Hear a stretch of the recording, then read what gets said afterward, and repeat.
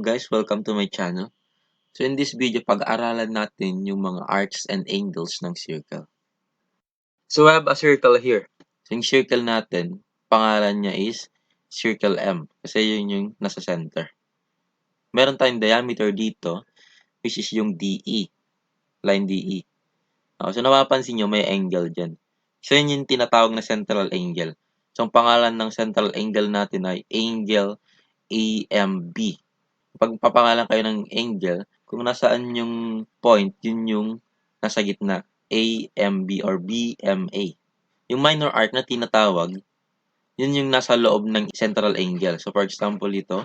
So, yung central angle is angle AMB. And yung minor arc is arc AB.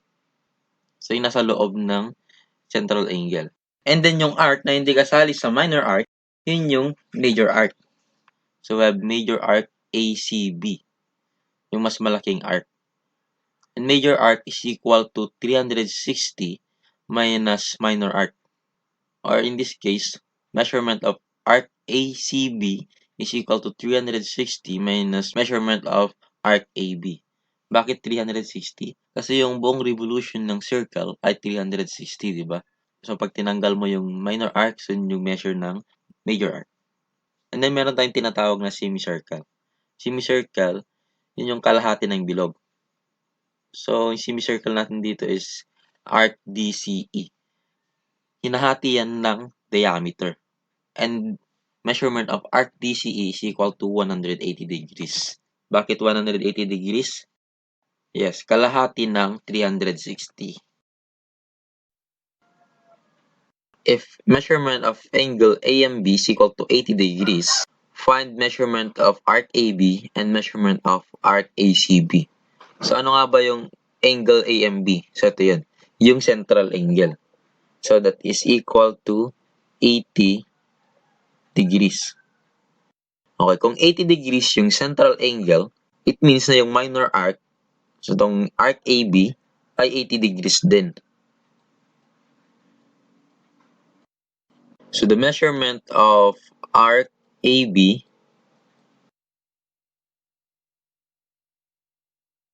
is equal to 80 degrees. How about the measurement of arc ACB?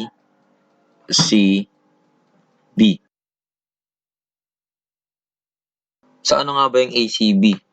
So, yan yung major arc. And sabi ko kanina, major arc is equal to 360 minus the minor arc. So, that is 360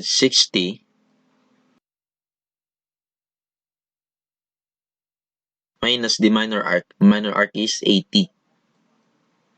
And 360 minus 80 is 280.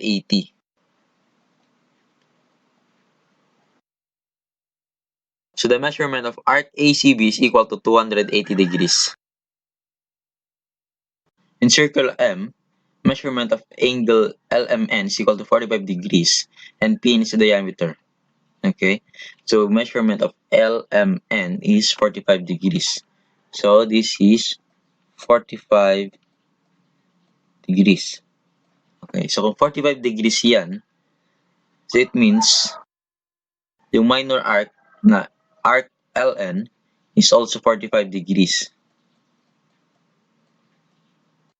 So, it means yung number 1 is, ang sagot ay 45 degrees. So, next, find arc LON. So, saan yung LON? L, punta sa O, and then sa N. Okay, so sabi ko kanina, yung major arc ay equal sa 360 minus the minor arc. So, that is 360 minus the minor arc, which is 45. And that is 360 minus 45, and it is equal to 315 degrees. So, the major arc or arc LON is equal to 315 degrees. Next, find the measurement of arc POL. So, P, simula sa P, papunta sa O, and sa L.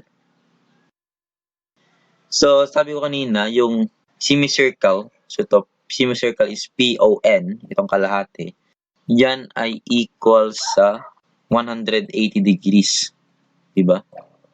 Okay, so sama pa natin yung arc NL. So that is 180 plus 45. Okay, so yung semicircle plus yung minor arc. And 180 plus 45 is 225 degrees.